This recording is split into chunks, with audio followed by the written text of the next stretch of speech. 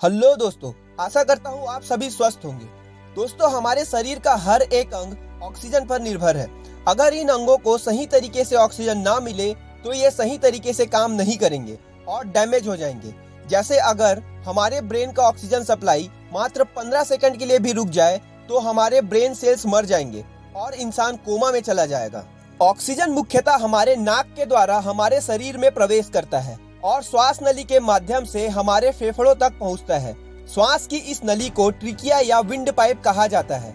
हम इंसान मुंह से भी सांस ले सकते हैं और जब हम मुंह से सांस लेते हैं तो वो भी श्वास नली के माध्यम से हमारे फेफड़ों तक पहुंचती है। लेकिन उसी मुंह से जब हम कुछ खाते हैं तो वो सीधे हमारे पेट में जाता है। अब सवाल ये है कि ऐसा हुआ कैसे? इस सवाल का जवाब हमें हमारे गले के बीच वाले हिस्से में मिलता है।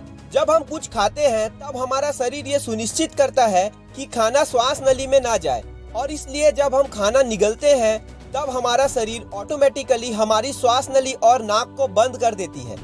एपिग्लॉटिस नामक सॉफ्ट टिश्यू हमारे श्वास नली को और यूवुला नामक सॉफ्ट टिश्यू हमारे नाक को बंद करती है और खाने को आहार नली की ओर भेज देती है, जिससे हमारा खाना आहार नली से होते हुए पेट में जाता है। इसलिए जब हम कुछ निगलते हैं तब हमारा शरीर सांस लेना बंद कर देती है ताकि खाना श्वास नली या नाक की ओर ना जाए। और जैसे ही खाना आहार नली में पहुंचती है, एपिग्लॉटिस और यूवुला फिर से श्वास नली और नाक को खोल देती है।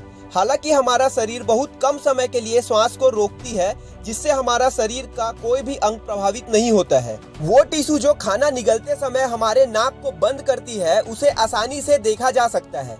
ये हमारे मुंह और गले के बीच लटकता रहता है, जिसका आकार एक घंटी के समान होता है। इसी टिश्यू को यूवुला कहा जाता है।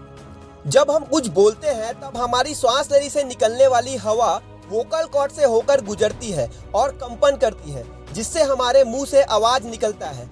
अब जब हम खाना निगल रहे होते हैं और उसी समय कुछ बोलते हैं तब खाने का कुछ हिस्सा श्वास नली में चला जाता है और फिर हमें खांसी आने लगता है।